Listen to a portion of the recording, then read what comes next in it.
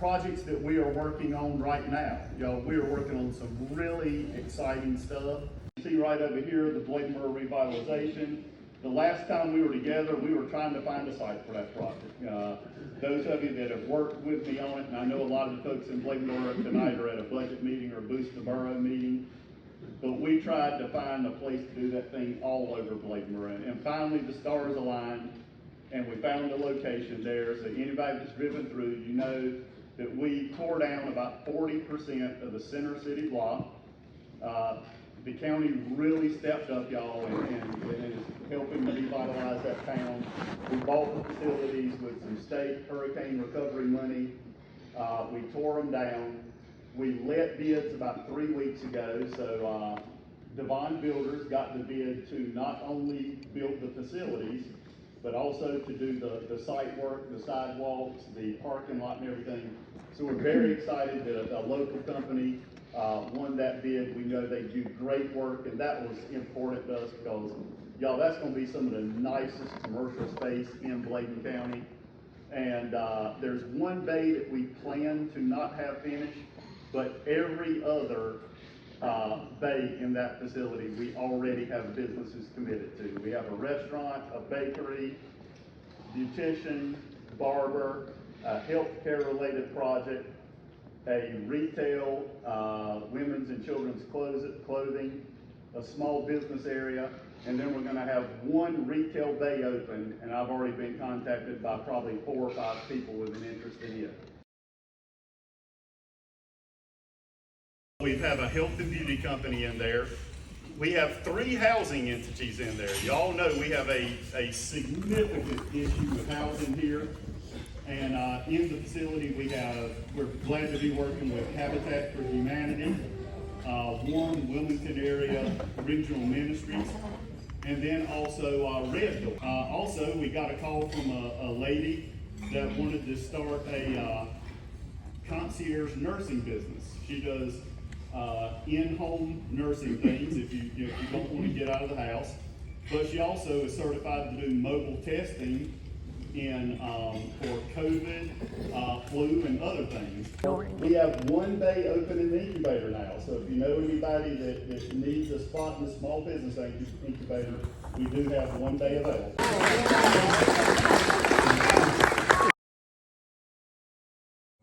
Greensboro native, Mark is the true American success story.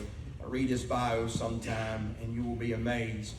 One of 10 children growing up in poverty. He may be the only person in this room that can say his father was born in the 1800s, and that's something very few people know about Mark. The past year, I've had the privilege of traveling on a lot of Mondays through the American Renewal Project. Mark's taught me what the Bible means when it says the steps of a good man are ordered by the Lord. He is one of the most beloved and one of the most be-hated people that I know. And when I look at my Bible, so was Jesus. Here's a couple of interesting facts, and I'll be quiet. He loves model railroads. Can't you see him playing with his little model railroads? He loves Gunsmoke. He is truly a Matt Dillon wannabe. The Bible says this. You don't need a sermon, but you need this. When the righteous are in authority, the people rejoice, and when the wicked rule, the people will mourn. So here's my 3-point sermon. While he's not a perfect man, he is a praying man, he is a passionate man, and he is a patriot. The Lieutenant Governor of the state of North Carolina, Mark Robinson. Seriously, the very first thing we're going to do is always thank our Lord and Savior Jesus Christ. We do that every time we speak because, well, I'm going to tell you why here in a minute, but we give him thanks first and foremost. The reason why I'm dressed like this is just a few hours ago, I was all the way out by Cape Hatteras Lighthouse. Way out on the edge of North Carolina, way out. And while I was out there, I was looking out there over those, out over the ocean, and was out there on those Outer Banks, and I was thinking about that when I was a kid, and my classmates would tell me, hey, we're going for summer, we're going to the Outer Banks, we're going to the beach, we're going to spend all summer at the beach. And I used to think, oh, wow, that's great. You know what I'm going to spend all summer? Home. Yeah, I'm going to be at home playing in the street and playing in the yard and drinking Kool-Aid, drinking water out of a garden hose. I never went down to the Outer Banks. So I became an adult. As a matter of fact, I never went down there until I started running for office. And people used to tell me stories about it. Said when you go down there, there's water on both sides. And if anybody knows anything about me, I like trains. I don't like water. So the prospect of going somewhere with ocean on both sides of me with a strip of road down the middle, yeah, that wasn't appealing. But I went down to the Outer Banks and I was shocked about how much I love it down there. It's the one place that I go when I'm there, I actually feel kind of like I'm at home, like a second home. Now don't get me wrong, I love every part of the state. I like the mountains. I don't like to drive up into the mountains. If somebody can figure out a way where I can get up to the mountains without driving, please let me know.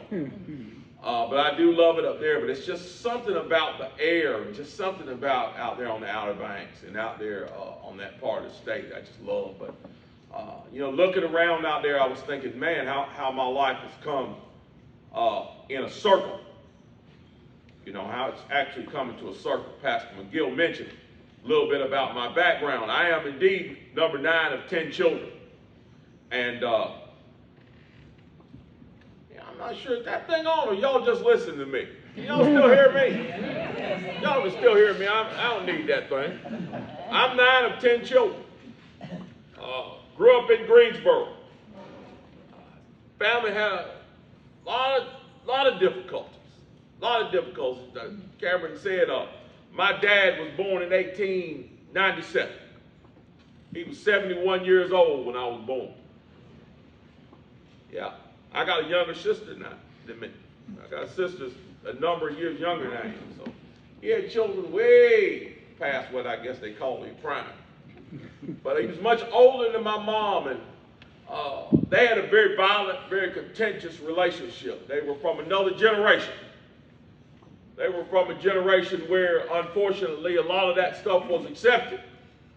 You know, violence in the home was somewhat, in some places it was expected, and in a lot of places it was just accepted. So we saw a lot of domestic violence growing up. I saw it, I witnessed it myself. My father was very jealous of my mom, wouldn't let her leave the house, wouldn't let her go to church, wouldn't let her go anywhere, go to the grocery store, bring the food back. You know, that's just the kind of relationship they had. We lived like that until I was 12 years old. When I was 12 years old, one morning, my dad got up out of bed, wasn't feeling well, and went off to the hospital. He never came home. I can distinctly remember sitting in my bedroom window, looking out the window towards where I knew the hospital was. Same hospital that I was born in, L. Richardson Hospital. I was looking towards that hospital. Couldn't see it, but looking towards it. And I started crying uncontrollably. Didn't know why. Didn't know, you know, that he was dying. I didn't know why I was crying. I didn't understand it at the time. Cried myself actually to sleep. Woke up the next morning and found out that my father had passed away. When my dad died, because he'd been the breadwinner in our house, because he controlled the purse strings, you know, when the light bill needed to be paid, when we needed food, when we needed anything, we had to depend on my father. I'm going to be honest with you, I wasn't sure what was going to happen. I wasn't sure. I didn't know whether we were going to end up on the street or if we were, you know, I had heard stories about when we were in foster care. I was in foster care myself. I was a baby. I don't remember it. But my older brothers and sisters relayed the stories to me of what it was like to be in foster care. So I was afraid. I thought maybe we'd have to go back to foster care. Or maybe we'd be homeless. I had no idea what was going to happen. So here's what happened. My mom, who was in her 40s, she tells a story like this. She says, a friend of hers came to see her a number of days after my father had been buried. She looked at her and she sat down in the living room with her over a cup of coffee and she said, well, you got it made now. My mom said, what do you mean? She said, well, your husband's dead. You have 5 children in this house. From knee high all the way up to 17. She said, all you got to do is go down, get on the bus and go downtown. The welfare will take care of you for the rest of your life. You can sit back, they'll take care of doctor bills, they'll send you checks, they'll buy you food, pay your rent, they'll take care of you. You don't have to worry about a thing. My mom said she sat there in silence and she listened to this lady talk about how the government could take care of her. Now, mind you, my mom did not have an education. I think my mom maybe had a 5th grade education. But she sat there, she listened to this lady, and when she got done, the lady got up, left, said goodbye. She walked out the door, and as my mom tells it, she said she watched her leaving and she thought to herself, it's not what I'm going to do. I'm going to go out and get a job. My mom, of course, you're looking at me, my mom was black. My mom was not educated. My mom was living in the South. She had all the strikes against her. She had no marketable skills. What in the world was she going to do for a living? Take care of 5 children. Here's what she did. She walked across the street to the University of North Carolina at A&T. She got a job as a custodian. Now, I want you to listen to what I just said.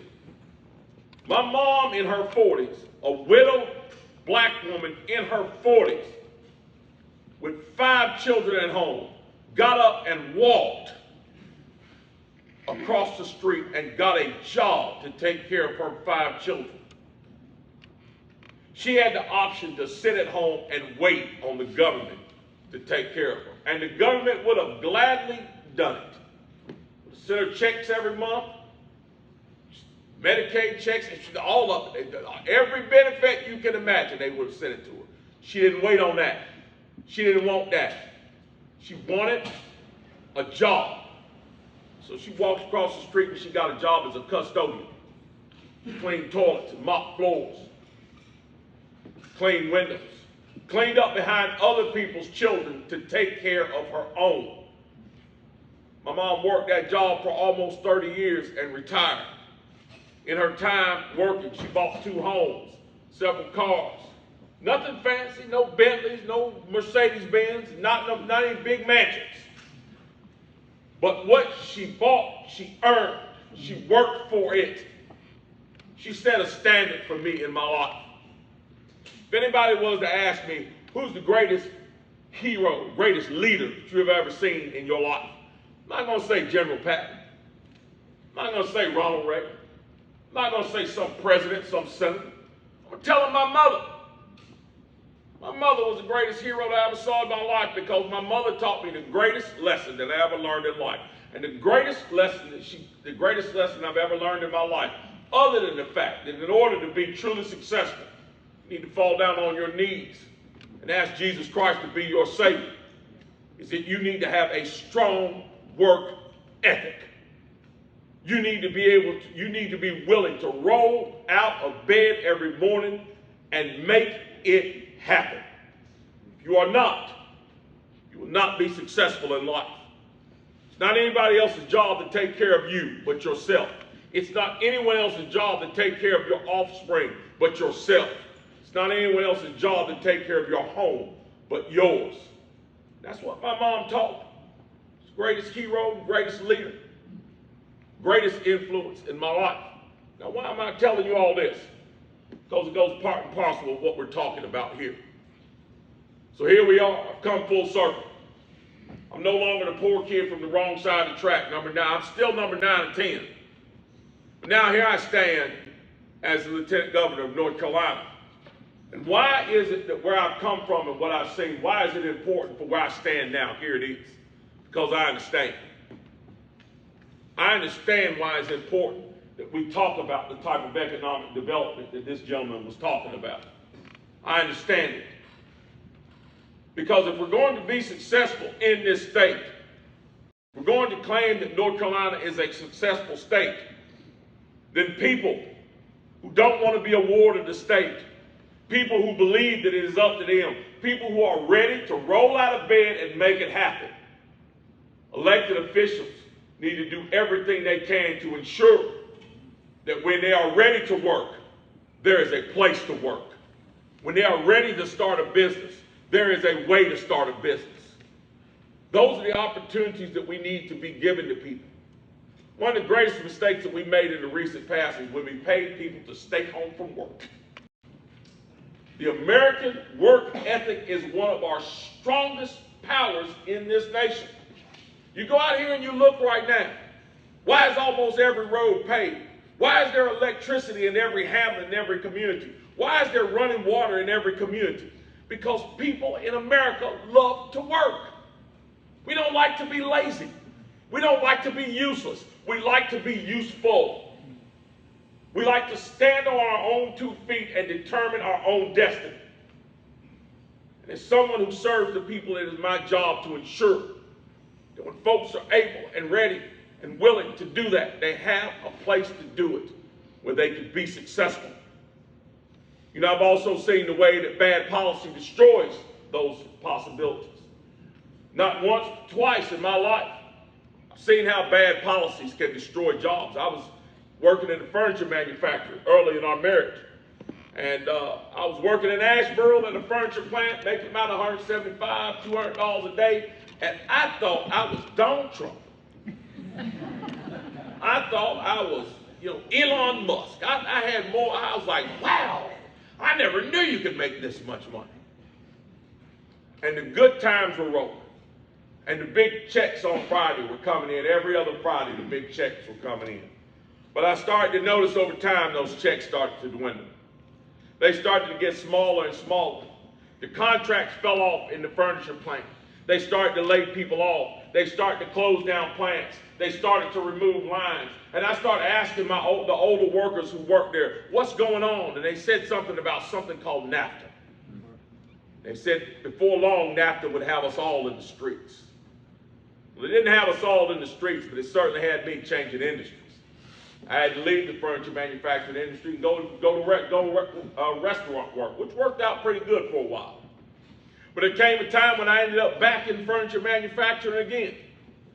And in my stint in furniture manufacturing the second time, it was twice as long as the first time. Worked in a plant in High Point with 350 people, many of whom had put decades into that plant. Pulled us all into a room. They sat us down and they told us, this plant will be shutting down and it will be moving to Mexico. And they told us there was nothing you could have done to prevent this. Resources dictate that we must move this plant to Reynosa, Mexico. Not only did they move the plant to Mexico, they brought the workers to us, and we had to train those folks to take our jobs. I remember walking out of that meeting and I watched the tears, the uncertainty on people's faces, didn't know what they were going to do after all those decades.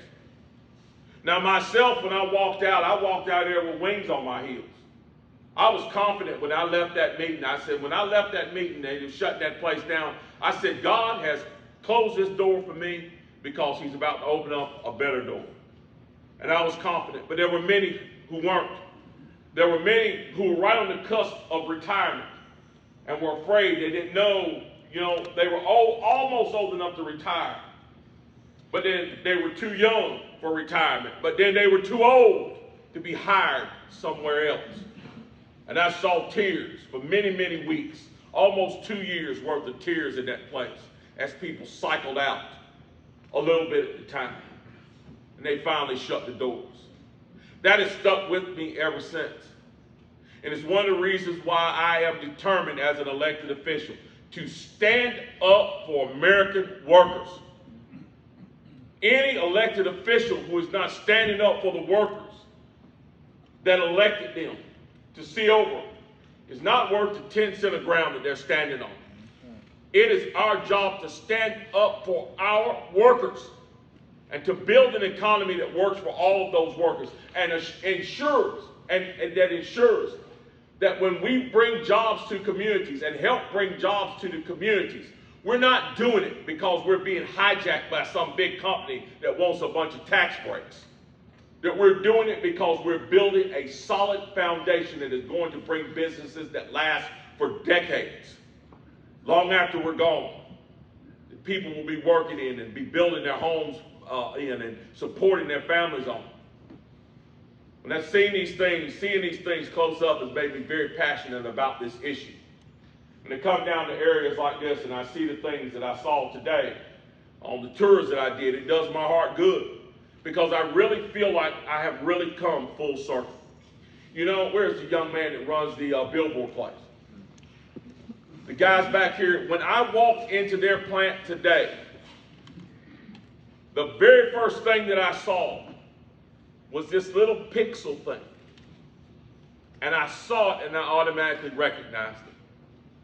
I guess probably 10, 12 years ago, I was at Steelcase where I used to work in High Point, the plant that was shut down and sent to Mexico. And one of the engineers, in a conversation that we were having about the future, laid one of those pixels in my hand. And he said, you see this? He said, this is going to revolutionize advertising in this country one day. He explained to me what it was, and I had no idea because I'm bad with science and math. I didn't know what he was talking about. But he said, this little thing's going to revolutionize how we do advertising in this country. He said, it's going to make it possible that billboards can not only be seen, but can actually change pictures and move. And I thought, wow, that's real Star Trek-ish there. I walked into that building today, and that's the first thing I saw was one of those pixels. And I thought, wow. Wow. There it is. That idea that that guy 12 years ago said was going to revolutionize advertising in this country, at work, down here in this county, putting people to work. That's the kind of stuff I love to see, folks. That's the kind of stuff I want to continue to see. You know, we got a problem in this country right now. Here's the problem. We're too doggone divided. You know, I voted for Donald Trump, you voted for Joe Biden, now we can't talk. Ridiculous. We're not being grown-ups a lot of times. Sure, we may not agree on social issues. You know, you might have one feeling about one thing, I might have a feeling about another thing. But here's something we can all agree on. We all need to eat. We all need to work. We all need to have our children safe and secure at schools, learning what they need to learn to be successful. Can't we set some of those things aside sometimes so we can find our common interests to get the common good done for our communities? There's always a time to fight for what you believe in. And there's differences in what we all believe in. But there are certain things that I'm sure everybody in this room believes in. We want to be a strong community, to have strong communities and strong states. We got to come together on those issues and make them happen. Doesn't matter what's before your name, R or D. Doesn't matter who you voted for. You don't want to go hungry any more than I do. And you want your children and your grandchildren to be just as successful as I want mine to be. Let's get together and make it happen. Because that's what it's going to take to move this state, truly move this state forward. To be together, unified in the things that we believe in. And trust me, we've got a whole lot more in common than we do different. So guys, the last thing I want to leave you with is this. God has seen fit to bless me with an abundance of things. And I say this all the time. If he stops blessing me right now, he's already blessed me more than I ever deserved in my life. But I can assure you of this. If he continues to bless me to be able to serve the people of North Carolina, I'm going to stand up and fight for the people of North Carolina. No matter whether they voted for me or not, whether or not we agree on every issue, it doesn't matter. We're going to fight to make sure that this state continues to be successful, and all the counties and all the cities and all the communities inside of it are successful. God bless you for what you're doing in this community. God bless this county, and God bless the great state of North Carolina. Thank you. Mark, thank you for those inspiring words. Thank you very much. Thank you for your service in this great state. Well, for trainings, but now you do. Well, in Bladen County, we have been using ingenuity. That's terrible, I know. to be successful for a long time in economic development. We have come to the caboose of our meeting now, and I know you have to go. Dad jokes, I'm sorry. So like many of our rural communities, we have come to a switch. We're either gonna grow or die, y'all, depending on what we do in these next few years with housing and everything else. We're highballing in job creation, but dragging in population. We need people to come and work here. We need to add some passenger cars to this train. We can build up the steam, bake a cake. That's train terminology. You have to look it up because I didn't know that one either. If we all get together and if we get some help from the state to fill our tender, we really feel like we can do great things. So if you help us get some fuel, we'll put Pastor Cameron to work feeding the engine, and you can sit in the front and blow the horn.